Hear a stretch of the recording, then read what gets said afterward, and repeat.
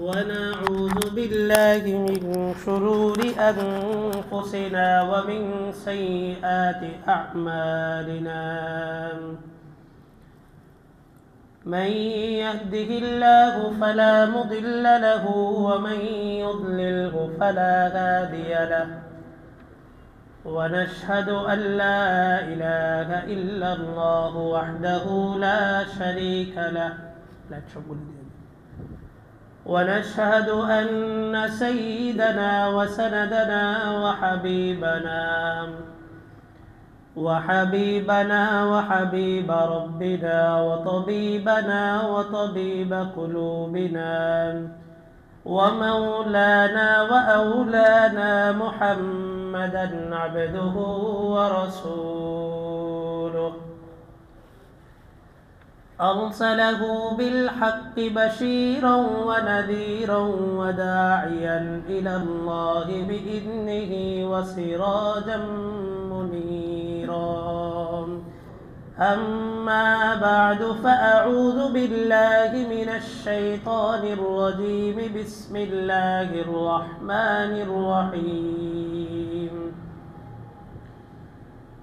حاميم والكتاب المبين إنا أنزلناه في ليلة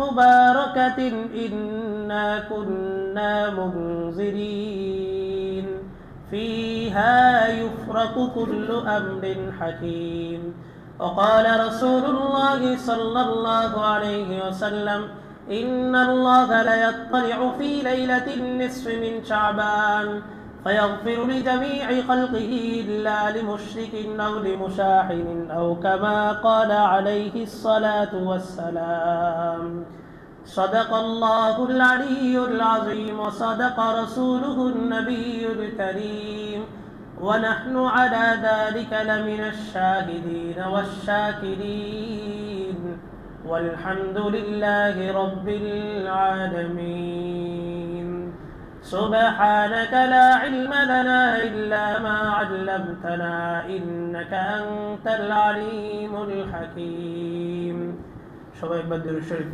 اللهم صل على محمد وعلى آل محمد كما صليت على إبراهيم وعلى آل إبراهيم إنك حميد مجيد اللهم بارك على محمد وعلى آل محمد كما باركت على إبراهيم وعلى آل إبراهيم إنك حميد مجيد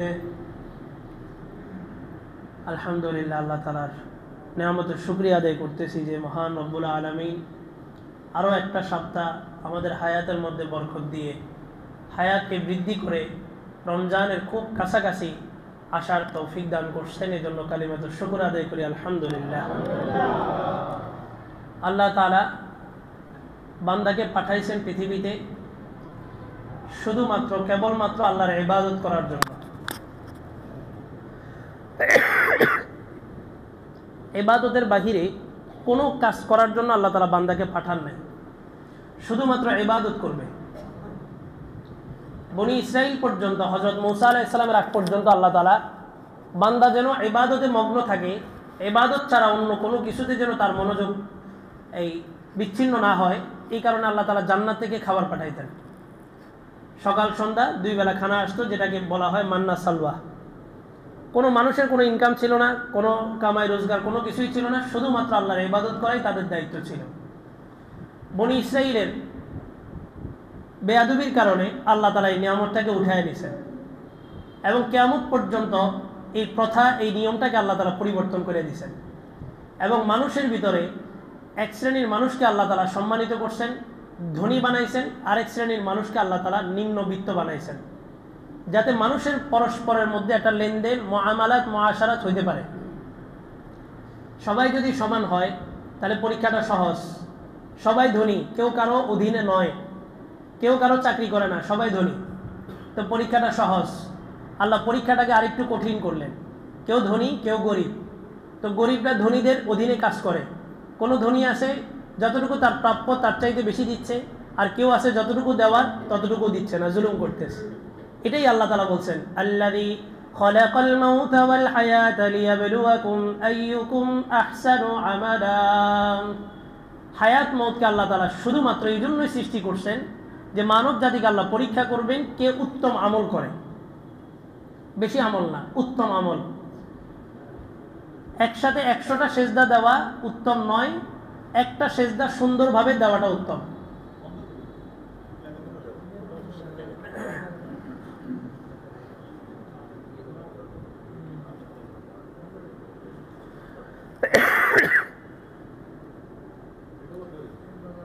এক ধারা চলতেছে ইবাদতের, এক ধারা যে আল্লাহ তাআলা শুধুমাত্র মানব জাতিকে কেন পাঠাইছেন? আল্লাহর ইবাদতের জন্য। ওয়ামা খালাকতুল জিন্না ওয়াল ইনসা ইল্লা লিয়াবুদুন। মানব এবং দানবকে শুধুমাত্র সৃষ্টি করা হয়েছে আল্লাহর ইবাদতের জন্য। আর কোনটা ইবাদত? মুসলমানরাও ইবাদত করে, ইহুদি খ্রিস্টানরাও ইবাদত করে। তারা তাদের বানানো মূর্তির সামনে ইবাদত করে, আর আমরা কাবা ঘরকে সামনে রেখে ইবাদত করি। এই প্রশ্ন যখন করা হবে কোনো যৌক্তিক জবাব নেই। বাস্তবতা তো তাই না?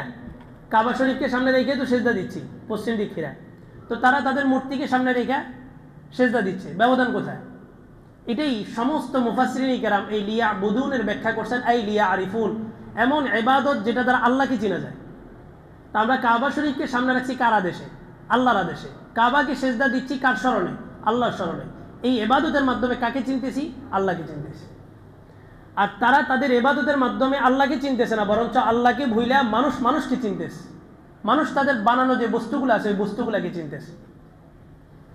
তো এখন প্রশ্ন আরও জাগতে পারে যে আল্লাহ তাআলা ইবাদতের জন্য পাঠাইছেন, তা আমরা সারাদিন ইবাদত করব, খাবার দাবার কে খাবে? ঘুমাবে কি? রেস্ট কি? আমরা ব্যবসা বাণিজ্য করবো, এগুলো কে করবে যদি আল্লাহর ইবাদত করি? এই প্রশ্নের সহজ জবাব এবং খুব সুন্দর জবাব, এবং এটা আমাদের জন্য স্পেশাল, শুধুমাত্র এই উম্মতের জন্য একটা অফার হিসেবে আল্লাহ দিয়েছেন। সেটা হলো, তোমার ব্যবসা বাণিজ্য, রাতে ঘুমানো, খাবার খাওয়া, তোমার প্রাকৃতিক জরুরত সব কিছু যদি তুমি রাসূলের পদ্ধতিতে করো, তো তুমি ব্যবসা করছো ঠিক, রাতে ঘুমাইছো ঠিক, খাবার খাইছো ঠিক, প্রাকৃতিক জরুরত ছাড়ছো, সব কিছু আছে, কিন্তু ওই যে রাসূলের তরিকা হওয়ার কারণে আল্লাহ তাআলা এগুলো সবগুলো ইবাদতের অন্তর্ভুক্ত করে দিয়েছেন। তাহলে আমার আখিরাতও কামাই হইতেছে, আবার দুনিয়াও চলে আসতেছে। মান কানা ইউরিদু হারসাল আখিরাতি নাজিদ লাহু ফি হারসিহি ওয়া মান কানা ইউরিদু হারসাদ দুনিয়া নুতিহি মিনহা ওয়া মা লাহু ফিল আখিরাতি মিন নাসীব। যে দুনিয়া চাবে, দুনিয়া তালাশ করবে, দুনিয়া দুনিয়া আরো কত আরো কত, আখিরাতকে মাইনাস করে দুনিয়া দেখবে।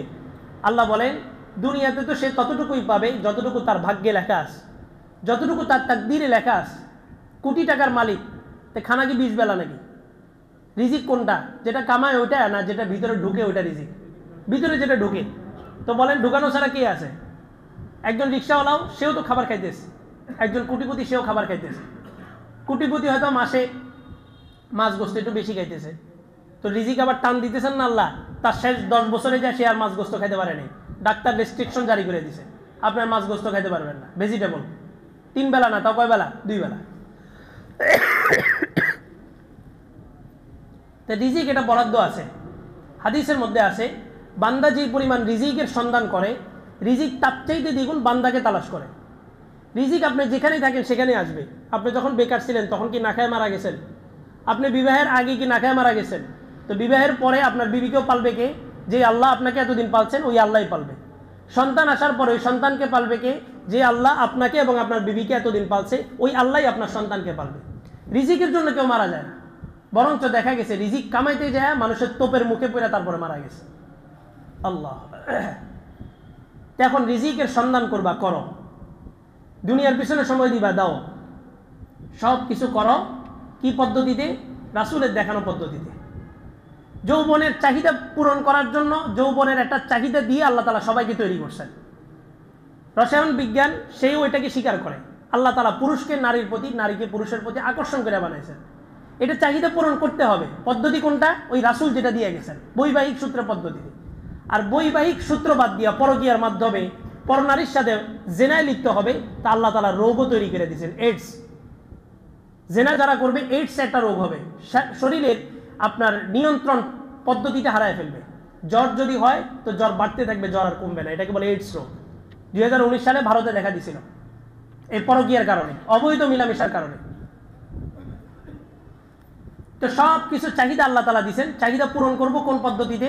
আল্লাহ রসুলের দেখানো পদ্ধতিতে আমি পূরণ করবো। তাহলে আমি দুনিয়াও কামাইলাম, আমার আখেরাতটাও রইল। আর যদি দুনিয়া কামাইতে যায়, যদি আখেরাতকে মাইনাস করি, তো দুনিয়ায় তো ততটুকুই যতটুকু আমার রিজিকে লেখা আছে। কিন্তু আখেরাতে যে আল্লাহ আমার জন্য একটা বরাদ্দ রাখছিলেন, এই দুনিয়াকে প্রাধান্য দেওয়ার কারণে আল্লাহ তাআলা ওই বরাদ্দটাকে উঠায় নেবেন। তো মানুষ যেন আল্লাহকে না ভুলে আল্লাহ দৈনন্দিন 5টা হাজিরা রাখছেন, 5 বার হাজিরা দাও। মানুষ যেন পরিপূর্ণ দুনিয়ার পিছনে না ছুটে আখেরাতও যেন কামাইতে পারে। এই আখেরাত কামানোর জন্য তার মন মানসিকতার পাশাপাশি শারীরিক শরীরের বডি ফিটনেস এটাও যেন ঠিক থাকে। এই জন্য আল্লাহ তাআলা রমজান দিয়েছেন। রমজানের 1টা মাস রোজা রাখো, তোমার এই শরীরের এই শরীর নামক ঘোড়াটা বাকি 11 মাস দ্রুত গতিতে ছুটতে থাকবে। এই 1টা মাস রমজান আসছে কেন? শুধুমাত্র প্রিপারেশন নেওয়ার জন্য, বাকি 11 মাসের ইবাদতের প্রস্তুতি। রমজান আসছে, রমজান আসার আগে আল্লাহ সতর্ক বার্তা হিসাবে শবে বরাত দিয়েছেন, লাইলাতুন নিসফি মিন শাবান। শাবানের মধ্য রজনীতে আল্লাহ তাআলা কি দিয়েছেন? একটা প্রস্তুতিমূলক রাত দিয়েছেন। আর দেখেন ইবলিসের চক্রান্ত কতটুকু। ওই রাতের আগের রাত্রেই সে 14 ফেব্রুয়ারি নিয়ে আসছে। 14 ফেব্রুয়ারিটা ইংরেজি গণনা হিসাবে, ইংরেজি গণনায় পুরো বিশ্ব 1 তারিখ, পুরো বিশ্বের সময় টাইম টেবিল সবকিছু এক ইংরেজি গণনা হিসাবে। যেহেতু ইংরেজি গণনাটা হয় সৌরবৎসরকে কেন্দ্র করে, আর পৃথিবীর সূর্যের চতুর্পাশে ঘুরে পৃথিবী, যার কারণে পৃথিবীর ঘূর্ণয়নটা আহ্নিক গতি, যেটা একটা হচ্ছে নিজের জায়গায় একটা ঘুরান্টি দেয়, এটাকে বলে আহ্নিক গতি। আরেকটা হচ্ছে সূর্যের চতুর্পাশে একটা রাউন্ড দেয়, এটাকে বলে বাৎসরিক গতি। সূর্যের চতুর্পাশে তার একটা ঘুরান দিয়ে আগের জায়গায় আসতে 365 দিন সময় লাগে। আর পৃথিবীকে কেন্দ্র করে পৃথিবী একটা গ্রহ, তার উপগ্রহ যেটা, সেটার নাম হচ্ছে চাঁদ। চাঁদ পৃথিবীকে কেন্দ্র করে ঘুরে। এই চাঁদ পৃথিবীকে কেন্দ্র করে তার পুরা জায়গাটার মধ্যে একটা ঘুরন দিতে 23 ঘন্টা 23.5 ঘন্টা সময় লাগে। আর সূর্যের হিসাবে পৃথিবী ঘুরতে 23 ঘন্টা 57 মিনিট সময় নেয়। 24 ঘন্টা পুরো না, 23 ঘন্টা 57 মিনিট। এই কারণে কখনো দিন বড়, কখনো রাত বড় হয়। আর চাঁদ পৃথিবীর চতুর্পাশে ঘুরতে 23.5 ঘন্টা সময় নেয়, এবং চাঁদ পৃথিবী সহ পুরো সূর্যকে ঘুরতে 355 দিন সময় নেয়। তাহলে আরবি গণনা এবং ইংরেজি গণনার ডিফারেন্স কত দিন? 10 দিন। আরবিতে বছর পুরা হয় 355 দিন, আর ইংরেজিতে বছর পূর্ণ হয় 365 দিন। তাহলে গ্যাপ আছে 10 দিন। এই 10 দিনের গ্যাপের কারণে 33 বছর পর পর 1 বছরের দূরত্ব হয়ে যায়, 1 বছরের ডিস্টেন্স। মানে ইংরেজি মাস এবং আরবি মাসের সাথে, আরবি বৎসর এবং ইংরেজি বৎসরের সাথে 1 বছরের ডিফারেন্স হয় কত বছরে? 33 বছরে। ঈসা আলাইহিস সালাম আসছেন আল্লাহ রসুলের 570 বছর আগে। ঈসা আলাইহিস সালামের জন্ম থেকে যে গণনা করা হয়, এটাকে বলে খ্রিস্টাব্দ। আমরা যে গণনা এখন করতেছি 2024 সাল, তার মানে কি 2024 সাল আগে, 2024 বছর আগে ঈসা আলাইহিস সালামের জন্ম হয়েছে। আর আল্লাহ রসুল তার 570 বছর পরে আসছেন।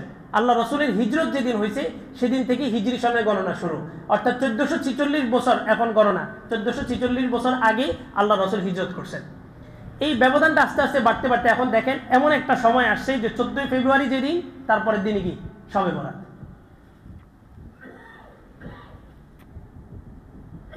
বসেন বসেন বসে বসেন।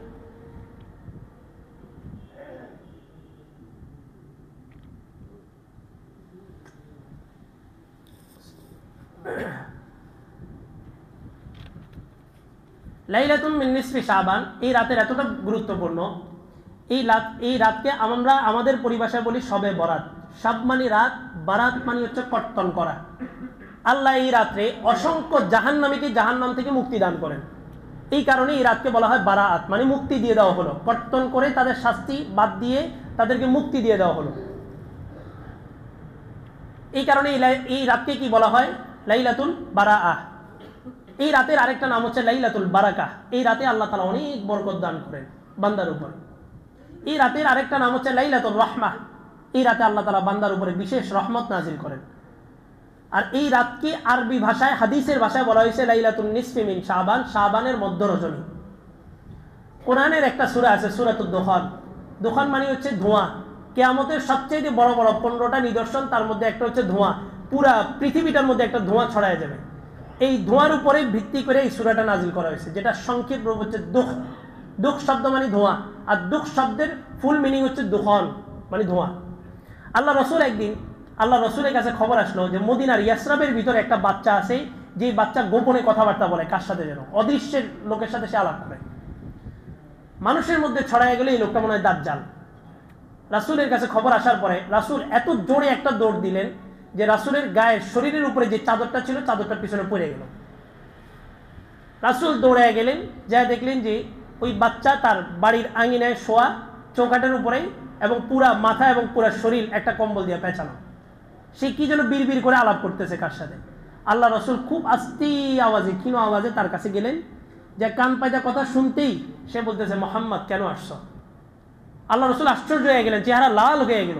এটাই কি দাজ্জাল কিনা? দাজ্জাল যদি আসে তাহলে কিয়ামত তার বেশি দূর নেই। আল্লাহ রসুল বললেন, তুমি কি অদৃশ্যের কথা জানো? তো বলে যে আমি গায়েব জানি, অদৃশ্যের খবর জানি। অথচ অদৃশ্যের খবর একমাত্র কে জানেন? আল্লাহ।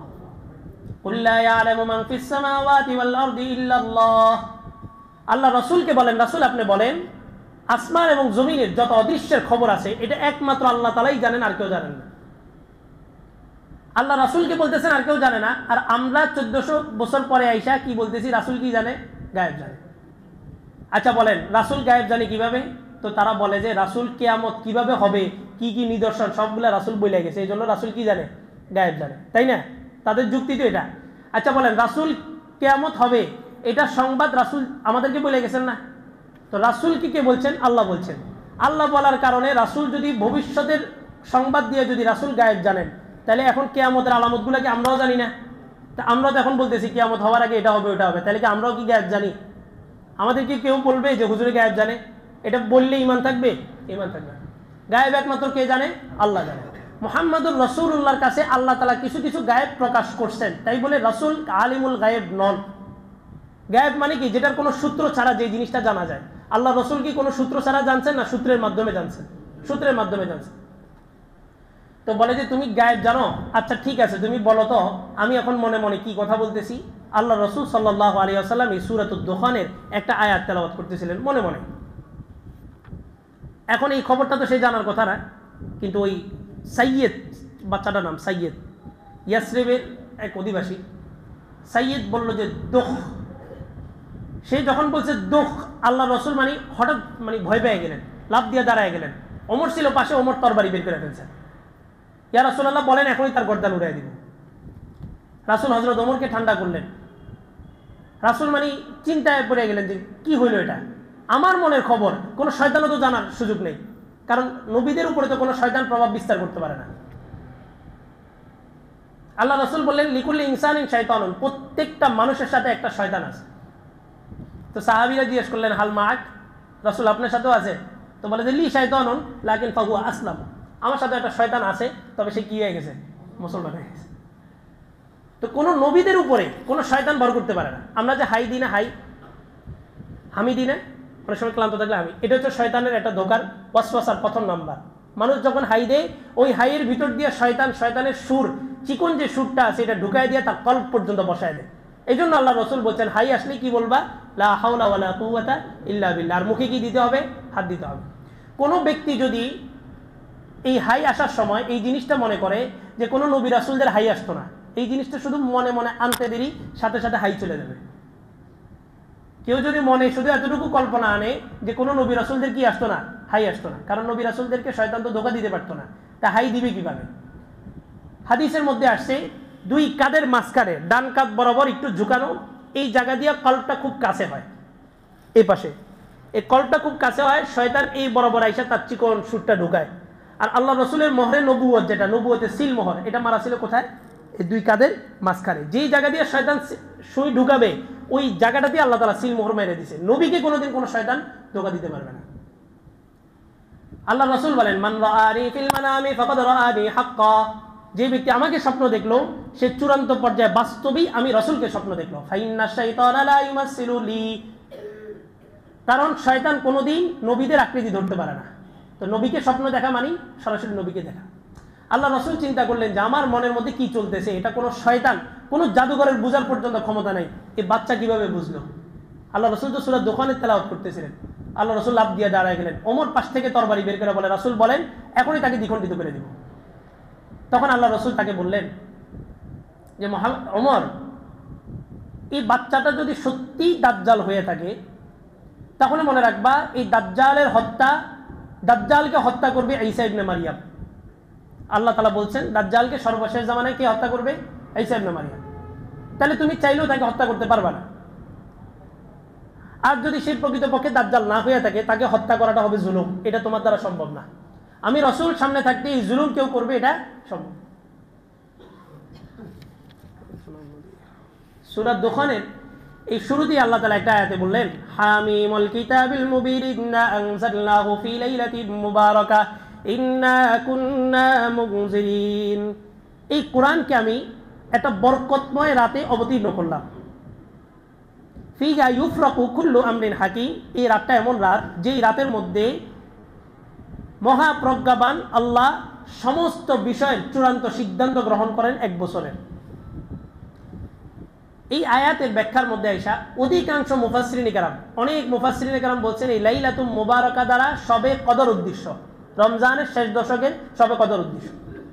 কিছু কিছু মুহাদ্দিসিনে কেরাম, তাদের মধ্যে ইকরামাহ একজন বড় তাবিঈ, যিনি রাইসুল মুফাসসির, কোরআনের যতগুলো মুফাসসির আছে সবার ভিতরে রাইসুল মুফাসসির যাকে বলা হয়, আব্দুল্লাহ ইবনে আব্বাস রাদিয়াল্লাহু তাআলা আনহুমার ছাত্র। এই ইকরামা বলেন এই লাইলাতুল মুবারাকা দ্বারা শবে বরাত উদ্দেশ্য। কেন? আমরা সমাজে সবাই জানি কোরআন নাজিল হয়েছে কোন রাতে? শবে কদরে। ইন্না আনজালনাহু ফি লাইলাতিল কদর ওয়া মা আদরাকা মা লাইলাতুল কদর লাইলাতুল কদরি খায়রুম মিন আলফি শাহর। কোরআনকে আল্লাহ তাআলা এক দিনে সপ্তম আসমান থেকে, লাউহে মাহফুজ থেকে পৃথিবীর প্রথম আসমানে আইনা অবতীর্ণ করছেন, এক দিনে এক রাতে। এরপরে প্রথম আসমান থেকে ধাপে ধাপে রাসূলের 63 বছর জিন্দিগির মধ্যে, 23 বছরের জীবনের মধ্যে ধাপে ধাপে যখন যতটুকু প্রয়োজন হয়েছে, কখনো 1 সূরা, কখনো 1 রুকু, কখনো 1 আয়াত, কখনো বা একটা হরফও নাজিল হয়েছে, এমনও আছে। জিবরাইল রাসূলের 23 বছরের জিন্দিগিতে এই কোরআনকে প্রথম আসমান থেকে জমিনে আনছেন। আল্লাহ বলতেছেন আনজালনাহু ফি লাইলাতিন মুবারাকাহ, আমি একটা বরকতময় রাতে এই কোরআনকে নাজিল করছি। তো বরকতময় রাত দ্বারা আমরা সবাই জানি শবে কদরের রাত, কিন্তু এখানে যদি বরকতময় রাত দ্বারা যদি শবে বরাত উদ্দেশ্য নেওয়া হয়, তাহলে ওইখানে আল্লাহর কথার সাথে মিলতেছে না, দুইটা বৈপরীত মনে হচ্ছে। সাংঘর্ষিক দুইটা আয়াতের একসাথে সামঞ্জস্য করছেন মুহাদ্দিসিনে কেরাম এভাবে যে মূলত শবে বরাতের রাত্রে আগামী 1 বছর কে কোথায় থাকবে, কার হায়াত কতটুকু হবে, এই সব কিছু আল্লাহ তাআলা লেখা চূড়ান্ত একটা খসড়া করে, খসড়া থেকে একটা চূড়ান্ত পাচ্চা করে এটা ফেরেশতাদের হাতে দিয়ে দেন যে অমুকের রিজিকের এতটুকু ফয়সালা হয়েছে, অমুকের হায়াতের এতটুকু ফয়সালা, অমুকের এই সিদ্ধান্ত, আপদ বালা মুসিবত এভাবে আসবে। তো আল্লাহ তাআলা শবে বরাতের রাত্রে এই সমস্ত ঘোষণাগুলা বান্দাদেরকে দান করেন। এই শবে বরাতের রাতে আগামী 1 বছরের একটা লিস্ট আল্লাহ তাআলা চূড়ান্ত করেন। ওই সময় আল্লাহ তাআলা বলছেন, হাবিব, এই যে সামনে রমজান আসতেছে, এই রমজানের একটা রাত হবে শবে কদর, ওই একটা রাত্রে আমি কোরআন অবতীর্ণ করব। আনজালনাহু ফি লাইলাতিন মুবারাকা মানে শবে বরাত, শবে বরাতের রাতে আল্লাহ তাআলা হাবিবকে বলতেছেন, হাবিব, ওই একটা রাতে আমি কোরআনকে অবতীর্ণ করব। রাতটা কি? শবে কদর। তাইলে আর কোনো সমস্যা নাই। শবে বরাতে এসে আল্লাহ বললেন শবে কদরে নাজিল করব, আর নাজিল করছেন কবে? শবে কদরের রাত্রে। তাহলে আর কোনো সমস্যা নেই। এবার আসেন, যদি কোরআনের আয়াত দ্বারা শবে বরাতের বাস্তবায়ন যদি কষ্ট হয়, হাদিসের অসংখ্য হাদিস আছে, মোটা দাগের হাদিস, যে সমস্ত হাদিস সুস্পষ্ট প্রমাণ বহন করে লাইলাতুন নিসফি মিন শাবান, শাবানের 14তম দিবাগত রাত্রি, 15তম রাত্রি, এটা অবশ্যই ফজিলতপূর্ণ একটা রাত।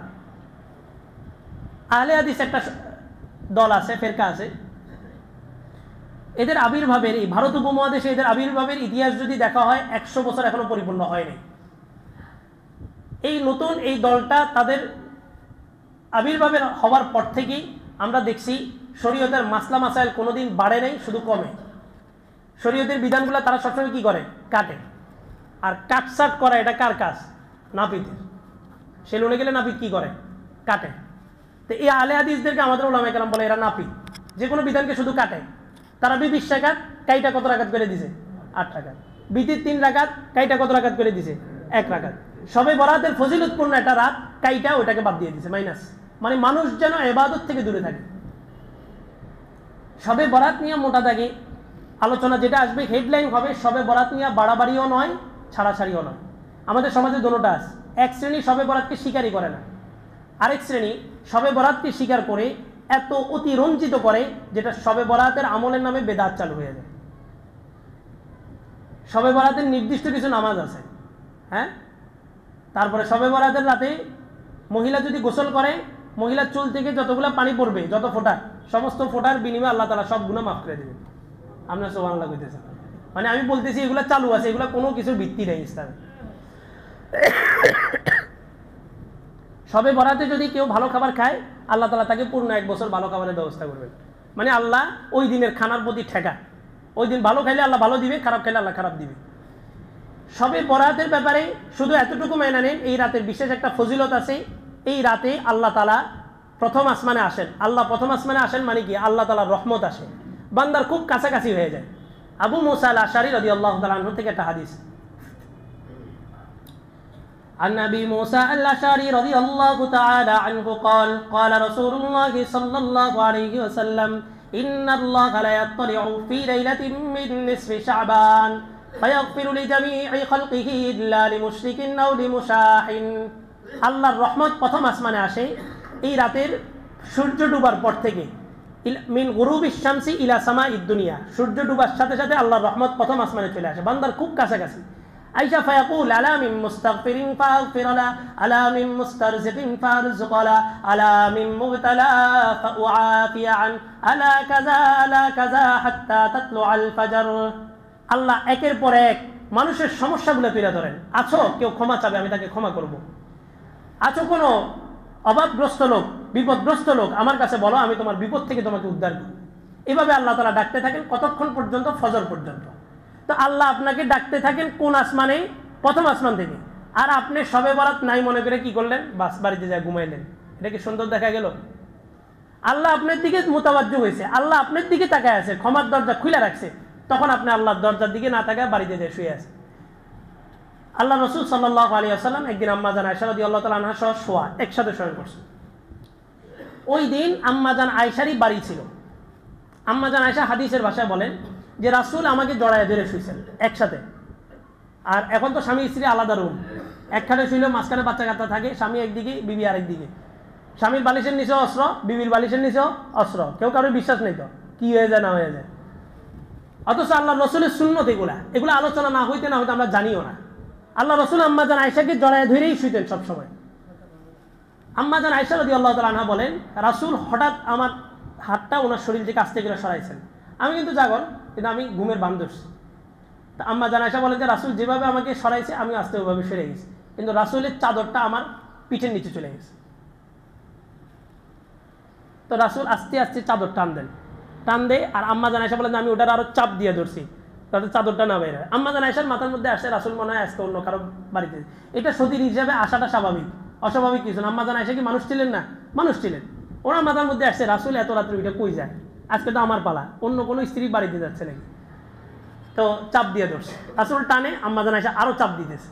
তো একটা পর্যায়ে রাসূল হতাশ হয়ে চাদরটা ছেড়ে দিয়েছে, ছেড়ে দিয়ে আস্তেই করে উঠছে। হাদিসের ভাষা সুম্মান তাআলা রুওয়াইদা ফাতাহাল বাবা রুওয়াইদা ওয়া খারাজা রুওয়াইদা। আস্তে করে জুতা পরছেন, আস্তে করে দরজা খুলছেন। আর আমাদের এরকমও রিপোর্ট আসে, মানে যেদিন উনি তাহাজ্জুদে উঠছেন ওই দিন ওই ভবনের সবাই জানে যে আজকে উনি তাহাজ্জুদে উঠছেন। দরজা, বাথরুমের দরজা খুব জোরে একটা আঘাত করবে, তার মানে সব লন্ডভন্ড, মানে উনি আজকে তাহাজ্জুদে উঠছে। তো আপনার তাহাজ্জুদটা এটা রহমত হইলো না গজব হইলো, আরেকজনের ঘুমে ডিস্টার্ব হইল। আল্লাহ আল্লাহ রসুল খুব আস্তে করে উঠছেন, জুতাটাও আস্তে পড়ছেন, দরজাটাও আস্তে করে খুলছেন, চলে গেছেন মাকবারায়, কবরস্থানে, জান্নাতুল বাকি। আম্মা জান আয়েশা তো ছটফট শুরু হয়ে গেছে, এমনি ছোট মানুষ। উনি আস্তে করে, রাসূল বেরোইছে, উনিও আস্তে করে আয়েশার দরজায় দাঁড়াইছে। তো রাসূলও যায়, উনিও পিছনে পিছনে যায়। যাওয়ার পরে দেখতেছে যে আল্লাহ রসুল কোনো বিবিদের ঘরে না, জান্নাতুল বাকিতে চলে গেছেন। যা এই পরিমাণ কান্না করছেন, আম্মা জান আয়েশা বলেন আমি রাসূলকে এর আগে কখনো এইভাবে কান্না করতে দেখিনি। অনেকক্ষণ কান্নাকাটি করার পর রাত যখন গভীর হইল, আল্লাহ রসুল ওই চোখ মুছা জুতা পরে আবার আসার জন্য যখন রওনা দিয়েছেন, আম্মা জান আয়েশা দিছে দৌড়াই দেয়, রাসূল আসার আগেই শুয়ে গেছে। তো রাসূল আসছে, এখন আমরা সাধারণত পুরুষরাই তো দৌড়াইলে আধা ঘন্টা এটার হাঁপানি থাকে, এখন মহিলা মানুষ এরকম একটা ভয়ঙ্কর পরিস্থিতি দেখে আসছে, উনি হাঁপাইতেছে। রাসূল আয়েশা বলে যে আয়েশা কি হয়েছে তোমার, স্বপ্নের মধ্যে কিছু হইলো নাকি? তো বলে যে না আমার কিছু হয়নি। তা আল্লাহ রাসূল বললেন আয়েশা তুমি কি ধারণা করছো ফায়াখিফাল্লাহু ওয়া রাসূলু, আল্লাহ এবং আল্লাহর রাসূল তোমার উপরে জুলুম করবে? আম্মা জান আয়েশা বললেন ইয়া রাসূলুল্লাহ হঠাৎ এমন কথা? তো বলে যে তুমি আমার পিছনে পিছনে গুরুস্থান পর্যন্ত গেছো, তুমি কি ধারণা করছো যে রাসূল ইনসাফ কায়েম করবে না? তোমাকে ছেড়ে আজকে তোমার বাড়ি আরেকজনের কাছে যাবে? আল্লাহ এবং আল্লাহর রাসূল এই খেয়ানত করতে পারেন না। তবে আয়েশা আজকে তোমার বাড়ি ঠিক, তুমি যদি আমাকে অনুমতি দাও তো আমি বাকি রাতটা আল্লাহর দরবারে কাটাবো। আম্মা জান আয়েশা বললেন আপনি একা কেন কাটাবেন, আমিও কাটাবো। তবে রাসূল কোন রাত্রে তো এরকম আশ্চর্য আচরণ আপনার দেখলাম না, আজকের আচরণটা এমন কেন? রাসূল কোথায় গেছেন? কবর জিয়ারত করতে। কারে নিয়ে গেছেন? আম্মা জান আয়েশারে। আম্মা জান আয়েশারে কি নিয়ে গেছেন না গেছে? গেছে। মনে রাখবেন কবর জিয়ারত করবেন এই রাতে, তবে দল বাইদা না। দল বাইদে ইমাম সাহেব সহ সবাই কবরস্থানে যাবেন, এটা হচ্ছে বেদাত। বাড়াবাড়িও না, ছাড়াছাড়িও না, যেটা যেভাবে আছে ওটা ওভাবে পালন করবেন। সবে বরাত উপলক্ষে এক্সট্রা কোনো নামাজও নেই। আপনি সারা রাত জায়গায় আপনি কি করছেন? ইবাদত করছেন। ফজরের নামাজও জামাতের সাথে পড়ছেন, মানলাম। সাধারণত এই রাত্রে ইবাদতের পরে ফজরের নামাজ জামাতের সাথে হয় না। আচ্ছা মানলাম ফজরের নামাজও জামাতের সাথে পড়ছেন, পরের দিন জোহরের নামাজ কাজা করছেন। বলেন এই একটা জোহরের নামাজের বিপরীতে আপনি যদি মরণ পর্যন্ত প্রতিদিন শবে বরাত পালন করেন, একটা জোহরের নামাজের সমান হবে? আর এই সমস্ত ইবাদতগুলোকে এই জন্য ইবাদত করা হয়েছে, আল্লাহ রাসূল বলেন লা তাকবারু বুয়ুতাকুম, তোমরা তোমাদের ঘরগুলোকে কবরস্থান বানাও না। এই রাত্রে ইবাদতটা বাসার সাথে সম্পৃক্ত, বাসায় ইবাদত করবেন বেশি। মসজিদে পৌঁছালে মসজিদে আসবেন, কেউ কাউরে ডাইকে আনবেন না। আজকে একটা শবে বরাত, চলো সবাই আনন্দ একসাথে এসে মসজিদে আসলাম। ইবাদত ভালো জিনিস, তবে ইবাদত করতে হবে কার পদ্ধতিতে? রাসূলের দেখানো পদ্ধতিতে। তা আম্মা জান আয়েশাকে আল্লাহ রাসূল বললেন যে আয়েশা আজকের রাত্রের এই ধরনের আচরণের মূল কারণ হইল আল্লাহ রাব্বুল আলামিন ইয়াত্তালিউ ইলা সামাঈদ দুনিয়া, প্রথম আসমান থেকে বান্দাদেরকে সরাসরি দেখতেছেন। মাগরিব থেকে ফজর পর্যন্ত আল্লাহ নিজে ডাকেন বান্দাদেরকে, ডাকতে থাকেন, এক একটা সমস্যা তুলে ধরেন আর বান্দাদেরকে ডাকতে থাকেন। এমন একটা দিন আল্লাহ ডাকতেছেন, আমি আল্লাহকে বইলা এখানে ঘুমাই কিভাবে? তো আম্মা জান আয়েশা বলেন যে আজকে আমিও আপনার সাথে নামাজ পড়বো। তো সারা রাত দুজন ইবাদত করে কাটাই দিয়েছেন। এটাই হচ্ছে লাইলাতুল নিসফি মিন শাবান। মজার বিষয় হলো আহলে হাদিসরা যাদেরকে ইমাম মানে, তাদের ইমামদের ভিতরে সর্বপ্রথম কাতার হচ্ছে আলবানী, ইমাম নাসিরউদ্দিন আলবানী রাহিমাহুল্লাহ তাআলা। উনি ওনার সিলসিলাতু আহাদিস সহিহা একটা কিতাব লিখছেন। ওই কিতাবের মধ্যে উনি সমস্ত সহিহ হাদিসগুলোকে একত্রিত করছেন। একটা কথা মনে রাখবেন, হাদিস সহিহ হওয়া অথবা জয়ীফ হওয়া, সঠিক অথবা দুর্বল, এটা হচ্ছে আমাদের মানুষের কারণে। আল্লাহ রাসূলের কথা কি কোনোটা সঠিক কোনোটা দুর্বল এমন আছে নাকি? রাসূলের সব কথাই হাদিস, কিন্তু ওই যে মানুষ যে বর্ণনা করছে, বর্ণনার ক্ষেত্রে কেউ দেখা গেছে বেশি বয়স্ক, কেউ দেখা গেছে কোনো সময় মিথ্যা কথা বলে ধরা পড়ছে, তো তার হাদিসটা কি হয়ে গেছে? তার সনদটা দুর্বল হয়ে গেছে। তো দুর্বল সূত্র হইলেও এই সমস্ত হাদিসগুলো প্রমাণিত। তার মানে এটা মানতে হবে বর্ণনার ক্ষেত্রে যারা বর্ণনা করছে তাদের সমস্যা থাকতে পারে, কিন্তু এই হাদিসটা আমার রাসূলের জবান থেকে বের হয়েছে, এর মধ্যে কোনো সন্দেহ নেই। বাস। তো সিলসিলাতু আহাদিস সহিহার মধ্যে উনি 4টা হাদিস, এই শবে বরাতের 4টা হাদিস উল্লেখ করছেন। এর দ্বারাই বোঝা যাচ্ছে তারা, তাদের ইমাম যে নাসিরউদ্দিন আলবানী, উনি ওনার সিলসিলাতু আহাদিস সহিহার মধ্যে যে হাদিসগুলো আনছেন তার মধ্যে 4টা শবে বরাতের হাদিস আনছেন। এই রাতে আল্লাহ সবাইকে মাফ করবেন, ইল্লা লিল মুশরিকিন আও লিল মুশাহিন। 5 শ্রেণীর লোককে আল্লাহ তাআলা ক্ষমা করবেন। 1 নাম্বার যে মুশরিক, শিরক করে। শিরক করে কে? শিরকের বিস্তারিত আলোচনা আমাদের ইশারার পরে বয়ানে এই বিষয় পুরা বিষয় শবে বরাতের বিষয় নিয়ে আলোচনা হবে। আমি শুধু সংক্ষেপে বলি, আল্লাহর বিধানের বিরুদ্ধে যারা বিধান বাস্তবায়ন করে, আল্লাহর বিধানের বিপরীতে যারা বিধান রচনা করে, রচয়িতা যারা, তাদেরকে শরীয়তের পরিভাষায় বলা হয় তাগুত। কি বলা হয়? তাগুত। আর এই তাগুতকে যারা অনুসরণ করে তাদেরকে বলা হয় মুশরিক। কথা বুঝছেন? আল্লাহর বিধানের বাহিরে আল্লাহ একটা বিধান দিয়েছেন, আল্লাহর বিধানটাই চূড়ান্ত বাস্তবায়ন। আল্লাহর কোনো বিধান কাটছাট করার মতো কারো অধিকার নাই। লা মুবাদ্দিলা লিকালিমাতিল্লাহ। আল্লাহ যেটা বলছেন তো বলছেন, এটাই চূড়ান্ত, এটার বিরুদ্ধে আর কেউ কোনো কিছু কলম ধরতে পারবে না। শত বছরের সায়েন্স, ডাক্তারি সায়েন্স, তার সর্বশেষ প্রেসক্রিপশন ওইটাই, চূড়ান্ত প্রেসক্রিপশন ওইটাই যেটা আমার রাসূলের সুন্নতের সাথে মিলে। বিজ্ঞানের সর্বশেষ তথ্য, আপডেট প্রযুক্তির মধ্যে সর্বশেষ তথ্য সেটাই চূড়ান্ত, যেটা আমার কোরআনের সাথে মিলে। এই সূর্য গ্রহ নক্ষত্র নিয়ে 150 বছর পর্যন্ত বিজ্ঞানের থিওরি ভুলের উপরে ছিল। এরপরে বিজ্ঞানের থিওরি আইসা যেটার উপরে দাঁড়াইছে, স্টেট করছে, ওইটাই কি? ওয়াশামসু তাজরি লিমুস্তাকাররিন লাহা। আল্লাহ বলে দিয়েছেন সূর্য তার কক্ষপথে চলে, পৃথিবী তার কক্ষপথে চলে, চাঁদ তার কক্ষপথে চলে। প্রতিটা গ্রহ নক্ষত্র প্রত্যেকের যার যার ভিন্ন ভিন্ন কক্ষপথ আছে, সবাই তার কক্ষপথে ঘুরে। তো আধুনিক বিজ্ঞান এবং সায়েন্স সব কিছু সর্বশেষ কেন্দ্রবিন্দু কোনটা? আমার ইসলাম যেটা বলছে এটা, আল্লাহর বিধান যেটা, এটা এই বিধানের বাহিরে যে কেউ কোনো বিধান বাস্তবায়ন করলো, ওই বিধানটা যে বাস্তবায়ন করছে তার নাম হচ্ছে তাগুত। আর ওই বিধান বাস্তবায়নকারীকে যে অনুসরণ করবে তাকে কি বলে? মুশরিক। এই মুশরিককে আল্লাহ তাআলা আজকের এই রাত্রে ক্ষমা করবেন না। দ্বিতীয় নাম্বার মুশাহিন। মুশাহিন মানে অন্তরে বিদ্বেষ। অন্তরে বিদ্বেষ মানে কি? আল্লাহ আমার থাকুক না থাকুক, আমি পাই না পাই, অন্তত সে যেন না পায়, এটা হচ্ছে হিংসা। এই হিংসা ইয়াকুলুল আমাল, সমস্ত আমলকে ধ্বংস করে দেয়। 3 নাম্বার মুদমিনু খামরিন, যে লাগাতার মদ পান করতেই থাকে, কোনো ধরনের তওবা করে না, এই ব্যক্তিকে আল্লাহ তাআলা এই রাত্রে ক্ষমা করবেন না। মুসনিদুল ইজার, যার টাকনুর নিচে কাপড় থাকে, তাকে আল্লাহ তাআলা এই রাত্রে ক্ষমা করবেন না। আকুল ওয়ালিদাইন, মাতা পিতার অবাধ্যাচরণকারী যে সন্তান, এই সন্তানকে আল্লাহ তাআলা এই রাত্রে ক্ষমা করবেন না। চিন্তা করেন, একটা নিয়ামত, একটা রহমত সবাই পাবে, আজকে শুধুমাত্র এই 5টা দোষ যার মধ্যে থাকবে, আরো 2টা আছে ভিন্ন হাদিসে, এরা এই নিয়ামতটা পাবে না। সবাই সবার সাথে মিলাই, আমি আমার অবস্থা ভালো জানি, কিরামান কাতিবিন যতটুকু জানে তার চাইতে ভালো আমি আমার অবস্থা জানি, কোথায় কোথায় গুনাহ করছি, কি করছি না করছি আমি জানি। সবাই সবার সাথে মিলান, এই 5টা অপরাধ কি আপনার মধ্যে আছে কিনা? যদি থাকে, আজকের মাগরিবের আগে এক তওবা করে চলে আসেন, শেষ। জীবনের একটা মোড় ঘুরানোর জন্য আল্লাহ তাআলা বাকে বাকে শুক্রবার দিয়েছেন, আল্লাহ তাআলা বাকে বাকে রমজান দিয়েছেন, আল্লাহ তাআলা বাকে বাকে হজ দিয়েছেন, যাকাত দিয়েছেন, প্রতিটা বাকে বাকে শবে বরাত, শবে কদর, এক একটা টার্নিং পয়েন্ট দিয়েছেন যে বান্দা গুনাহ করতে করতে, গুনার এক গাড়ি যে তুমি চালাইতেছ, এই গাড়ির গন্তব্য শেষ কোথায়, তোমাকে যেন জাহান্নামের দিকে না দিয়ে যায়। এই যে দেখো ইউটার্ন, এই যে শবে বরাত আসছে, এই গাড়িটাকে ইউটার্ন করো, জাহান্নামের দিকে দৌড়াইতেছো, এবার গাড়িটাকে ইউটার্ন করে জান্নাতের দিকে ফিরে আসো। গুনার এক স্টির চালাইতেই আছি, চলতেই আছে, অভ্যস্ত হয়ে গেছি। রমজান আসলে আল্লাহ বলছেন শয়তানকে বাইরে রাখেন। আচ্ছা বলেন, রমজানে কি গুনাহ হয় না? হয়। কারণ কি? ওই যে 11টা মাস এই গুনার চাকাটা যে চলছে, এটা এখন হার্ট ব্রেক দিলেও তো এটা ব্রেক ধরা সম্ভব না। এই গুনাহ চলতে চলতে 15-20 রমজান পর্যন্ত চলে যায়। এবার শেষের 10 রমজান হয়তো আমাদের একটু গুনাহমুক্ত কাটে। রমজান যেদিন চাঁদ উঠছে, ঈদের চাঁদ, ওদিন থেকে আবার শুরু। এই জন্য সবে বরাত আসছে আমার জীবনের একটা ইউটার্ন, একটা টানি, বাস গাড়িটা ঘুরে আনি। এই 5টা সমস্যা যাদের মধ্যে আছে, সবাই মাতা পিতার অবাধ্যাচরণকারী, মাতা পিতাকে বৃদ্ধাশ্রমে রেখে আসছেন, কোনো কারণে কষ্ট দিয়ে ফেলেছেন। আমি বলি মাতা পিতার দোষ আছে, তারপরেও আপনি তার উপরে কথা বলতে পারবেন না।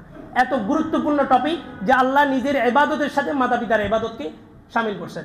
ওয়াকাদা রাব্বুকা আল্লা তা'বুদু ইল্লা ইয়্যা ওয়া বিল ওয়ালিদাইনি ইহসানা। আল্লাহ চূড়ান্ত সিদ্ধান্ত দিয়েছেন যে আল্লাহর বাহিরে, আল্লাহর ইবাদতের বাহিরে আর কারো ইবাদত করবা না, তবে তোমার মাতা পিতার সাথে তুমি সদাচরণ করো। ইম্মা ইয়াবলুগান্না ইনদাকাল কিবারা আহাদুহুমা আও কিলাহুমা ফালা তাকুল লাহুমা উফফিন ওয়া লা তানহারহুমা ওয়া কুল লাহুমা কাওলান কারীমা। তাদের সেবা করতে যায় কোনো কারণে কষ্ট পাইলেও উফ এই শব্দটা বলো না। তাদের সাথে সব সময় নরম আচরণ করো, ভদ্র আচরণ করো। আর দোয়াও শিখিয়ে দিয়েছেন, ওয়াকুর রব্বির হামহুমা কামা রব্বায়ানি সগীরা। আল্লাহ ছোটবেলায় যেভাবে তারা আমাকে লালন পালন করছে, আপনি তাদেরকে ওইভাবে দেখাশোনা করেন। ঘটনা মনে, আশরাফ আলী থানভী রহমতুল্লাহ আলাইহি ওনার মালফুজাদের মধ্যে লিখছেন,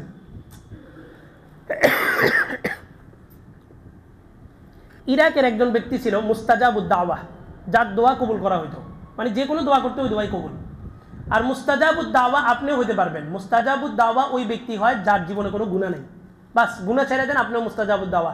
আপনি নিজেও জানেন না আপনার কত দোয়া আল্লাহ কবুল করে ফেলছে, আপনি কোনো সময় হিসাব মিলান নাই, কারণ আপনি দোয়া কবুল করার পরে যখন নিয়ামতটা পাইছেন আল্লাহকে ভুলে গেছেন, তা আপনি ধারণাও করেন নাই যত সেই দোয়ার কারণেই আল্লাহ তাআলা আপনাকে এই বিপদ থেকে উদ্ধার করছে। বিপদে পড়ছে, ফালাম্মা কাশাফনা আনহু দুররাহু মাররা কাআল্লাম ইয়াদউনা ইলা দুররিম মাসসাহ। মানুষ যখন সুস্থ হয়ে যায় সে এমন ভাবে চলে মনে হয় তার উপরে কোনো বিপদই আসেনি। সমুদ্রের মাঝখানে উত্তাল ঢেউ, মান্নত করছে আল্লাহ পারে যাই, পারে যাওয়ার পরে সম্পত্তি যা আছে অর্ধেক আপনার রাস্তায় করবান। তো পারে গেছে, যাওয়ার পরে ভাই তুমি তো মান্নত করছিলা, কারণ ওটা তো সমুদ্রের মাঝখানে করছিলা, রাত গাই বাদ গাই, শেষ। বিপদ থেকে উদ্ধার হয়েছে, ওটা শেষ। কার সাথে ফাইজ দেয়নি? আল্লাহর সাথে। আল্লাহ।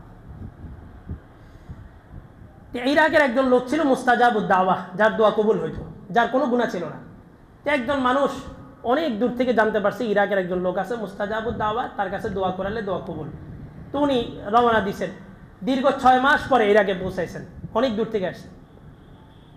আইসা ইরাকের ওই শহরটা বের করছে, শহর বের করে বলতেছে তোমাদের এলাকায় নাকি একজন আছে মুস্তাজাবুদ দাওয়া, যার দোয়া করতে দেরি আল্লাহ কবুল করতে দেরি করেন না। তো বলে যে আছে একজন, ওই যে ওদিকে যাও, গেলে ওকে পাবা। যাওয়ার পরে দেখতেছে যে নদীর পাড়ে একজন লোক দুইটা শূকরকে গোসল করাইতেছে। শূকর কি হালাল না হারাম? হারাম। অথচ এই শূকরের চর্বি দিয়ে কত কিছু বানাইতেছে, এই বার্গা তার্গা কত কিছু, মুসলমানদের প্রিয় খাদ্য।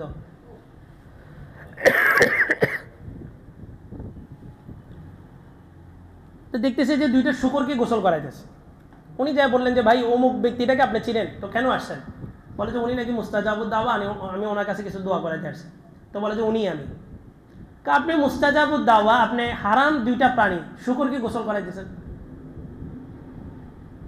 তো বলে যে তোমার দৃষ্টিতে দুইটা শূকর, কিন্তু এই দুইজন তাদের কোনো একটা পাপের শাস্তি পৃথিবীতে ভোগ করছে, আল্লাহ তাআলা তাদেরকে শূকর বানায় দিয়েছে, কিন্তু এই দুইজন হচ্ছে আমার মাতা পিতা। মা বাপ কি হয়ে গেছে? কোন একটা পাপের কারণে শূকর হয়ে গেছে। আর যিনি মুস্তাজাবুদ দাওয়া, উনি এই দুইটাকে গোসল করাইতেছে, সাবান দিয়ে ডুইলা গোসল করাইতেছে। তাদের পাপের শাস্তি তারা আখিরাতে ভোগ করবে, কিন্তু আমার কি মা বাবা। আল্লাহ রসুল 3 সিঁড়িতে উঠছেন, 3টা বদদোয়া করছেন। তার মধ্যে একটা বদদোয়া কি ছিল? মাতা পিতার যে কোনো একজনকে পাইলো আর জান্নাত কামাইতে পারলো না, তার জন্য সে কি হোক, ধ্বংস হোক। জিবরাইল আলাইহিস সালাম বদদোয়া করছে। সমস্ত নবীদের সর্দার মুহাম্মদুর রাসূলুল্লাহ সাল্লাল্লাহু আলাইহি ওয়াসাল্লাম এই বদদোয়ার সাথে আমিন বলছেন।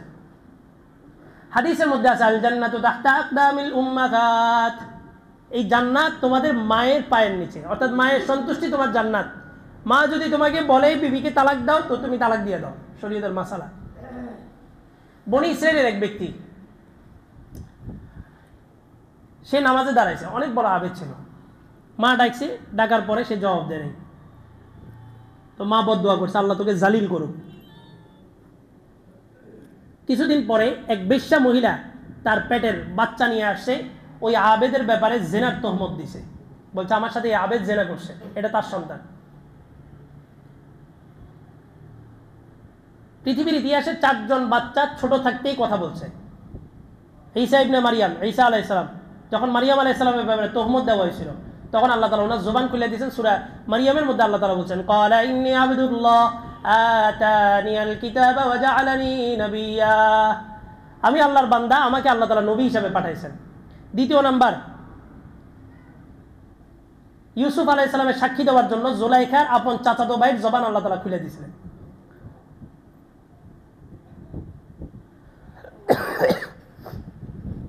এই বনি ইসরাইলের আবেদ মায়ের বদদোয়া নেওয়ার কারণে একটা বিপদের মুখে পড়ে গেছে। পরে মার কাছে যায় মাপ চাইছে।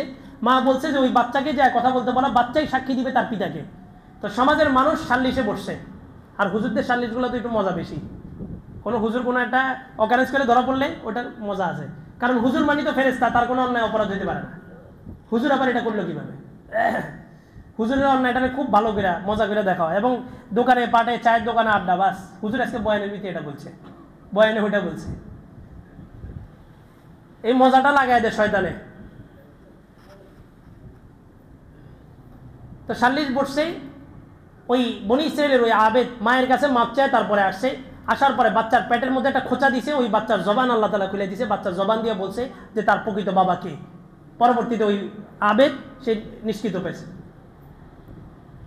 তো মাতা পিতার দোয়া, কিলাহুমা না রুকুয়া ওয়া কিলাহুমা জান্নাতুক, আল্লাহ রসুল বলেন এই মাতা পিতাই তোমার জাহান্নাম, এই মাতা পিতাই তোমার জান্নাত। তুমি তাদেরকে সন্তুষ্ট করে জান্নাত কামাই নিতে পারবা, আর তাদেরকে অসন্তুষ্ট করে আবার কোথায় কি কামাই নিতে পারবা? জাহান্নামও কামাই নিতে পারবা। মুসা আলাইহিস সালামের ঘটনা,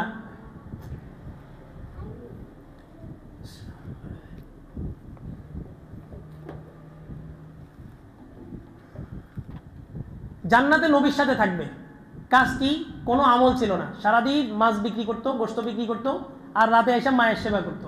এই মায়ের দোয়া তাকে কার সাথে নিয়ে গেছে? নবীর সাথে জান্নাতে স্থান করে দিয়েছে। এই জন্য মাতা পিতার কাছে মাপ চাইতে শরম নাই। মাপ চাইলে দেখবেন আন্তরিকতা আরো বাড়ে। আমি সকালে বাসা থেকে বের আসার মানে চিন্তা করতেছি বয়ান তো আমি করবো, আগে তো আমল আমার আসা দরকার। এখন আম্মুর সাথে তো সম্পর্ক ভালো, তাও আবার কেমনে কই যে কোনো মনে কষ্ট থাকলে মাফ করে দিও। ঘুরতেছি অনেকক্ষণ, এটা কীভাবে বলবো, নিজের কাছে লজ্জা লাগতেছে। পরে বাইরে হয়ে যখন বের হয়ে গেছি গেট থেকে, তখন বললাম আজকে তো শবে বরাত, শবে বরাতে হাদিসটা বললাম, তো গত শবে বরাতেও মাপ চাইছি, তো আম্মু বুঝছে, কয় না মাফ করে দিছি।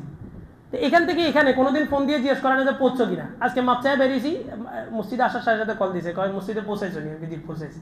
এটা দেখবেন আন্তরিকতা আরো বাড়বে। মা বাবার কাছে মাপ চাইলে কোনো সময় ছোট হয় না। যার মা বাবা নাই চলে গেছে সে বুঝে মা বাবা কি জিনিস। আল্লাহ। তো শবে বরাতের এই 5টা গুণ, এই 5টা দোষ যার মধ্যে থাকবে, আজকে মাগরিবের আগে তওবা করে জীবনের একটা ইউটার্ন নিয়ে আনেন। শেষ কি হয়েছে? দুনিয়ার পিছনে তো বহুত ছুটছি, 40 বছর পর্যন্ত দুনিয়ায় কামাইছি, এবার একটা রমজান শুধুমাত্র আল্লাহর জন্য ওয়াকফ করব। একটা রমজান পারবেন তো ইনশাআল্লাহ? আমাদের আলোচনা ছিল রজবের। আল্লাহ রসুল গেছেন কোথায়? মেরাজে। আলোচনা শেষ দিকে আনতেছি, আমার মূল আলোচনা রয়ে গেছে। যুবকদেরকে আজকে একটু ওয়াদা নিব। মেরাজে গেছেন কেন? নামাজের জন্য। আল্লাহ দিয়েছেন কত ওয়াক্ত? 50 ওয়াক্ত। আসার পথে চতুর্থ আসমানে দেখা কার সাথে? মুসা আলাইহিস সালামের সাথে।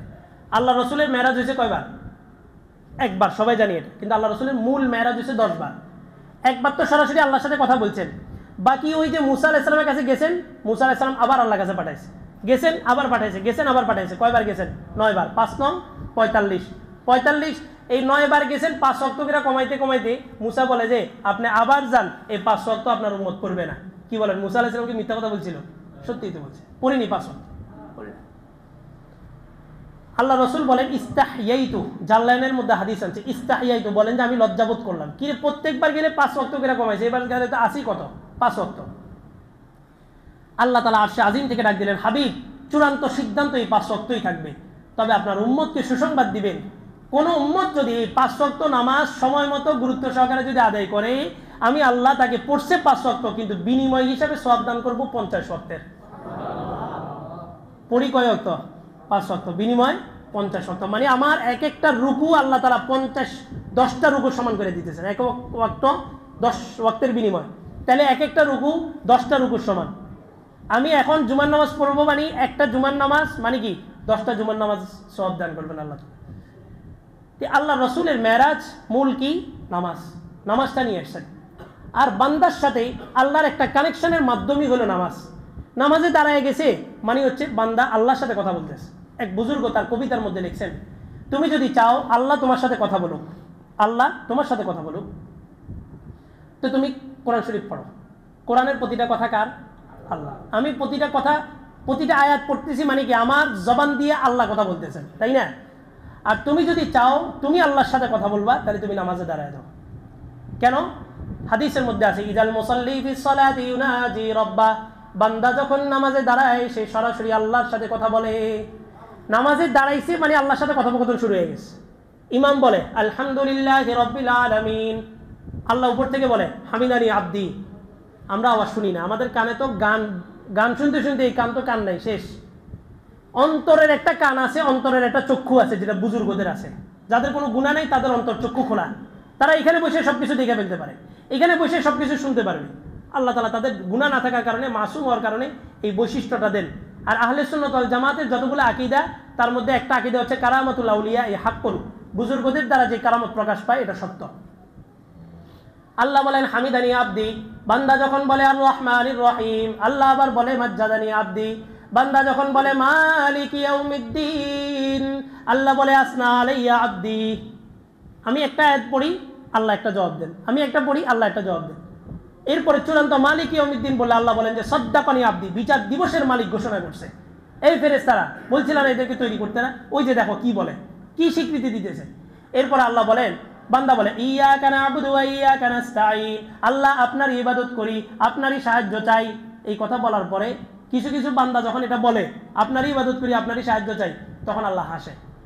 আর কিছু কিছু বান্দা যখন বলে ইয়াকা না'বুদু ওয়া ইয়াকা নাস্তাঈন, আসলেই আপনার ইবাদত করি, আসলেই আপনার সাহায্য চাই, আল্লাহ বলেন যে সাল তু'তা, বল কি চাস, সাথে সাথে দিয়ে দিব। সারাদিন আল্লাহর বিরুদ্ধের আইন বাস্তবায়ন করলাম, গণতন্ত্রের পিছনে দৌড়াইছিলাম, আর নামাজে দাঁড়ায় আল্লাহকে বলে আল্লাহ আপনার গোলামি করি, তা আল্লাহ হাসবে না, কি করবে বলে? আপনি আইন বাস্তবায়ন করতেছেন কার? মানুষের আইন বাস্তবায়ন করতেছেন, আল্লাহর বিরুদ্ধে আচরণ করতেছেন। তা আপনি যখন নামাজে দাঁড়ায় বলেন যে আল্লাহ আপনার গোলামি করতেছি, আল্লাহ কি জানে না? আল্লাহ তখন ব্যস্ত আছিল, আপনি নামাজে আসছেন আর আল্লাহ আপনার দিকে ফিরছে, এমন? আল্লাহ বলেন সাল তু'তা, বান্দা কি চাও বলো, সবকিছু আমি দিব। এবার বান্দারে যদি বলে যে তুমি চাও, তো বান্দা প্রথমে কি চাইবো? আল্লাহ একটা বাড়ি দেন, একটা গাড়ি দেন, আমার খানার ব্যবস্থা করেন, এটাই তো যাবো। আল্লাহ বলেন যে বান্দা এটা তো তুমি চাইলেও আমি তোমাকে দিব, না চাইলেও দিব। আমি কাফের মুশরিক বেঈমানকে যদি খাওয়াইতে পারি, তো তুমি আমার নামাজে দাঁড়াইছো, আমার মুসল্লিতে, আমি কি তোমার খাওয়াবো না? অবশ্যই খাওয়াবো। বান্দা তুমি এমন একটা জিনিস চাও যে জিনিসটা তোমার দুনিয়াও কল্যাণ, আখিরাতেও কল্যাণ। আমার কাছে বলো, ইহদিনাস সিরাতাল মুস্তাকিম সিরাতাল্লাযীনা আন'আমতা আলাইহিম গায়রিল মাগদুবি আলাইহিম ওয়ালাদ-দাল্লিন। আল্লাহ এমন সোজা একটা রাস্তা দেন যে রাস্তার সূচনাতে আমি, মাঝখানে আপনার রহমত, শেষে হবে জান্নাত। গায়রিল মাগদুবি আলাইহিম ওয়ালাদ-দাল্লিন, ডাইনেও না বামেও না, ডানে ইহুদি বামে খ্রিস্টান, শুধুমাত্র নামাজের ভিতরে আল্লাহ তাআলা একত্রিত করছেন। কি বলেন? আল্লাহ রাসূল যেদিন মেরাজ থেকে নামাজ আনতেছেন, ওই দিন তো আল্লাহর সাথে কথা বলছেন না, হাত উপরে বাঁধবেন না নিচে, এটা কথা বলছিলেন নি? 20 টাকাত না 8 টাকাত? আমিন জোরে বলবে না আস্তে বলবে? হ্যাঁ, জানি না আমরা যে নামাজটা কেন দিছি। নামাজ দিছে আল্লাহর সাথে কথা বলার জন্য। আর এখন নামাজকে কেন্দ্র করে মুসল্লি মারামারি, এ বলে তার নামাজ হয় না, ও বলে তার নামাজ হয় না, মানে সবাই নিজেদের কনফিডেন্স, আমার নামাজটাই হয়। আল্লাহ, এই নামাজ নিয়েই আল্লাহ রসুল পৃথিবীতে আসছেন, আর এই নামাজের ভিতরে আমাদেরকে ঐক্য হইতে বলছেন। আর এখন নামাজকে কেন্দ্র করে মসজিদ ভাগাভাগি হয়ে গেছে। তা আসেন, পুরো 11টা মাস নিজের মতো করে কাটাইছে, সামনে একটা রমজান আসতেছে। এই রমজানকে প্রতিজ্ঞাবদ্ধ করেন জীবনকে পরিবর্তনের জন্য শুধুমাত্র একটা আমল আজকে দিব। এই একটা আমল ধরেন, আপনার জীবনের প্রতিটা দিন যে পরিবর্তন হইতে সেটা আপনি নিজেই অনুভব করবেন তো ইনশাআল্লাহ। শুধুমাত্র একটা আমল, এবং এই আমলটা বাস্তবায়ন করার জন্য আমি কিছু প্রক্রিয়া অবলম্বন করব, প্রক্রিয়াগুলোতে আপনারা আমার সহযোগিতা করবেন। একটা আমল, ওই আমলটাই হচ্ছে নামাজ। আল্লাহ বলেন, উতলু মা উহিয়া ইলাইকা মিনাল কিতাবি ওয়া আকিমিস সালাহ ইন্নাস সালাতা তানহা আনিল ফাহশাই ওয়াল মুনকার ওয়া লাযিকরুল্লাহি আকবার ওয়াল্লাহু ইয়ালামু মা তাসনাউন। এই নামাজটাকে ধরো, নামাজ তোমার সমাজকে সুন্দর করে দিবে, সমস্ত ফায়সা মন্দ কাজ থেকে সমাজকে বিরত রাখবে। সাহাবীর ব্যাপারে অভিযোগ আসছে, দিনভর নামাজ পড়ে রাত্রে চুরি করে, অথবা রাতভর নামাজ পড়ে দিনে কি করে? চুরি করে। আল্লাহ রসুল বললেন, ছেড়ে দাও, তার নামাজই তাকে ফিরিয়ে নিবে। আর এতটা কঠোর এই নামাজের ব্যাপারে আল্লাহ রসুল বলেন, মান তারাকা সালাতাম মুতাআম্মিদা ফাকাদ কাফার। ইচ্ছাকৃতভাবে যে এক ওয়াক্ত নামাজ ছাড়বে সে কি হয়ে যাবে? কাফের। রহমাতাল লিল আলামিন রসুলের ব্যাপারে বলছেন, যিনি নবীউর রাহমাহ, উনি বলেন যে আমার মন চায় আমি আগুন নিয়ে বের হই, ওই সমস্ত মানুষের ঘরগুলা জ্বালায় দিই যারা বিনা ওজরে কি করে? জামাত তরক করে, নামাজ না, বিনা ওজরে জামাতে আসে নামাজ পড়ে না, ঘরে নামাজ পড়ছে কিন্তু কি তরক করছে? জামাত তরক করছে। যে আমলটা দিব, মান সাল্লা আরবাঈনা ইয়াওমান আতাহুল্লাহু বারাআতাইন বারাআতুম মিনান নিফাকি ওয়া বারাআতুম মিনান নার। যে ব্যক্তি 40 দিন জামাত তাকবীর উলার সাথে জামাতে নামাজ পড়বে, আল্লাহ তাআলা তাকে দুইটা জিনিস দান করবেন। এক নাম্বার, বারাআতুম মিনান নিফাক, মুনাফিকি থেকে আল্লাহ তাআলা তাকে হেফাজত করবেন। বারাআতুন মানে এই যে লাইলা সবে বরাত, এই বরাত মানে কি? মূর্তি কর্তন করে দেওয়া। মুনাফিকদের লিস্টি থেকে তার নামটা কেটে দিবেন। দ্বিতীয় নাম্বার, আখিরাত, বাস লেগে গেছে। জাহান্নামের লিস্টি থেকে তাকে সরাই দিবেন। এখন কথা হইলো, নামাজও পড়ে চুরিও করে, নামাজও পড়ে সুদের কারবার করে না, এই 40 দিন নামাজ ধরেন, আল্লাহ যেহেতু বলছে জাহান্নাম থেকে মুক্তি দিবে, তার মানে আল্লাহ তাআলা আপনার ভিতরে সমস্ত গুনাহের প্রতি একটা ঘৃণা বসায় দিবে। আল্লাহ তাআলা আপনাকে নেকির কাজ করার সুযোগ দিবেন, গুনার কাজ ছাড়ার তৌফিক দান করবেন। আল্লাহ রসুল বলেন, ওই সত্তার কসম যার হাতের মধ্যে আমি মুহাম্মাদের জান, কোনো মানুষ তার সমস্ত শক্তি দিয়ে একটা ভালো কাজ করতে পারবে না যতক্ষণ আল্লাহ না চাইবেন। কোনো মানুষ তার সমস্ত ক্ষমতা ব্যয় করে একটা খারাপ কাজ থেকে বাঁচতে পারবে না যতক্ষণ পর্যন্ত আল্লাহ না চাইবেন।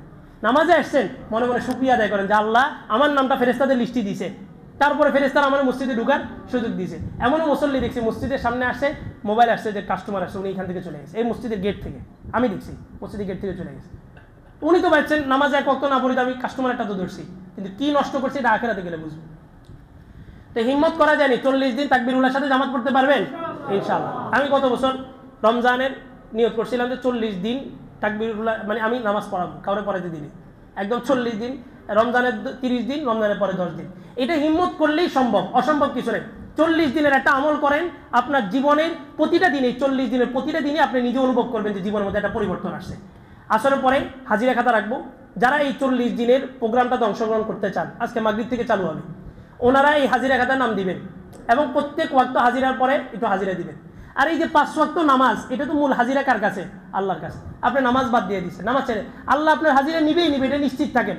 আপনার পরিবারের মধ্যে আল্লাহ যাদেরকে পছন্দ করেন তাদের একটা না একটা মুসিবত, একটা না একটা বিপদ আল্লাহ লাগায় রাখেন। কেন? বান্দা যাতে আমাকে না ভুলে যায়। এই 5 ওয়াক্ত নামাজ দিছে, ফজর পড়া বের হয়ে গেছে, দুনিয়া সব কাজ করছি, কইরা জোহরের সময় আবার আসছি, আল্লাহ আপনাকে ভুলি নেই। জোহরের নামাজ পড়া বাড়িতে গেছি, খানা গেছি, সব করছি, আসরের সময় এসে আবার আল্লাহকে বলছি, আল্লাহ আপনাকে ভুলি নেই। মাগরিবে আবার বলছি আল্লাহ আপনাকে ভুলি নাই, এশায় আবার বলছি আল্লাহ আপনাকে ভুলি নাই। এটাই আল্লাহ বলছেন আকিমিস সলাতা লিযিকরি, আমার স্মরণে তোমরা নামাজ কায়েম করো। তো এটা হিম্মত করতে পারবেন তো ইনশাআল্লাহ? আর এই 40 দিনের যারা পারবে এটা পূরণ করতে, আমার আশাবাদী আমার মুসল্লিরা সবাই পারবে ইনশাআল্লাহ। যারা পারবে আমি সবে কদরের রাত্রে আমাদের যে কোনো একজন ফেনীর যে কোনো একজন মুরব্বী এখানে আসবেন, ওনার হাতে একটা বড় আকর্ষণীয় একটা পুরস্কার উঠাই দেবো ইনশাআল্লাহ। পারবেন তো ইনশাআল্লাহ? এই প্রথম কয়েকদিন একটু কষ্ট হবে, শুধু নামাজ পড়ে আমার সাথে একটু দেখা করে যাবেন বাস। আর আপনি এই 40টা দিন, এই রমজানের 30 দিন আর এখনো আছে 15 দিন, শুধু একটু সম্পর্ক রাখেন। আপনার জীবনের সবচেয়ে বেস্ট রমজান যদি না দিতে পারি তো আমি খতিব হিসাবে অযোগ্য। এই রমজান আপনি শুধু মসজিদমুখী হন, মসজিদে প্রোগ্রাম চালু করবো রমজানে, প্রথম রমজান থেকে 25 রমজান পর্যন্ত কোরআন মস্কের 25 দিনের একটা কোর্স চলবে, প্রতিদিন দুপুরে 1 ঘন্টা, একদম জিরো থেকে। যারা জীবনে কোনোদিন আলিফ বাতাসাও পড়েন নাই এমন ব্যক্তিরা অংশগ্রহণ করবেন। 25 দিনে আমি কোরআন শরীফ ধরাই দেবো। আমি এগুলো সব তরতিব করে রাখছি। রমজানের প্রথম রমজান থেকে শুরু হবে। এই প্রোগ্রামগুলোতে শুধু অ্যাটেন্ড করেন। আপনার এই রমজান যদি আপনার বিগত 40 বছরের রমজান থেকে বেস্ট না হয় তো আমি খতিব হিসাবে অযোগ্য। রমজান আসছে 11 মাসের প্রস্তুতি নেওয়ার জন্য। গত রমজানে শুধু এই আমলটা করছি 40 দিনে জামাতের, কি ফলাফল পাইছি আপনারা শুধু করেন, এরপরে ফলাফল ভোগ করতে পারবেন। এই আজকের রাত্রের যে ইবাদতটা, এই ইবাদতটা আগামী 1 বছরের বেস। এই রাতের সিদ্ধান্ত হবে আগামী 1 বছর আপনি কি খাবেন, কতগুলো পেরেশানি ফেস করবেন, কতগুলো মুসিবত আপনার উপরে আসবে, কতটুকু হায়াত পাবেন, কি কি বরকত হবে, কি কি রিজিক হবে, কি কি রহমত হবে, সব কিছু ডিপেন্ড কিসের উপরে? আজকের রাতটার উপরে। মাগরিবের আগে একদম ফ্রেশ হয়ে যান বাস। মাগরিব থেকে নতুন জীবন, এতদিন জীবনের চাকা, এই গুনাহের চাকা একদিকে ঘুরছে, ইউটার্ন নিয়ে নিলাম, এবার জীবন একটু পরিবর্তন। সমস্ত ফায়সা কাজ, সমস্ত অশ্লীল, এই মোবাইল অ্যান্ড্রয়েড ফোনের পিছনে সময় দেওয়া, সবকিছু বাদ আসতে দিই, কিচ্ছু হবে না। 40 দিন আপনি অনলাইনে জগতে না থাকলে কিছুই হবে না। মোবাইল যখন আসলে পৃথিবী চলছে না, চলছে, বরং আপনি মোবাইলে অ্যাক্টিভ থাকার কারণে আপনি অনেক গুনাহের মধ্যে জড়িত হয়ে গেছেন। আপনি শুধু 5 ঘন্টা মোবাইলটা আপনার থেকে দূরে সরান, তাহলে আপনি বুঝবেন যে আপনি মোবাইল ব্ল্যাক ম্যাজিকের প্রতি কতটা আসক্ত হয়েছেন। আপনি একটু সরান। শুধু মোবাইল নিয়ে নিছে, স্ত্রী স্বামীকে ছেড়ে দিয়ে চলে গেছে। এই সমাজের ঘটনা বলতেছে, শুধু মোবাইল নেওয়ার কারণে স্ত্রী স্বামীকে ছেড়ে দিয়েছে, এত কঠিন পরিস্থিতির মধ্যে যাচ্ছে। তো এই আজকে মাগরিবের আগে সবাই সবকিছু ঠিকঠাক করে লেনদেন, মুআমালাত মুআশারাত যা আছে, মানুষের কাছে আপনি টাকা নিছেন, তাকে ফোন দিয়ে বলেন যে আমাকে 1 মাসের সময় দাও। লুকাচুরি গেলেন না, ফোন দিয়ে বলো যে আমাকে 1 মাসের সময় দাও, পারতেছি না, তবে আমি দিব। যোগাযোগ রাখেন তার সাথে, সব কিছু লেনদেন ক্লিয়ার করে তারপরে আজকের এই রাতে মসজিদে ঢুকেন। এই রাত এমন এক রাত, আল্লাহ সবাইকে ক্ষমা করার জন্য আসমানে আসবেন। আপনার এই 5-6টা সিফাত যদি ভিতরে ধরে রাখেন তো মনে রাখবেন আজকে রাতে সবাই মাফ পাবে, আপনি মাফ পাবেন না। সারা রাত ঘুমাইছে তারপরেও মাফ পাইতে পারে, সারা রাত ইবাদত করছে তারপরেও মাফ না পাইতে পারে, যদি এই 5টা বা 7টা গুণ তার মধ্যে অবশিষ্ট থাকে। আল্লাহ তাআলা আমাদেরকে যে কথাগুলো বলা হয়েছে, বলনেওয়ালা শুননেওয়ালা সকলকে আমল করার তৌফিক দান করুন। যারা কবলাল জুমা 4 রাকাত সুন্নাত পড়েনি সেটা শুনুন।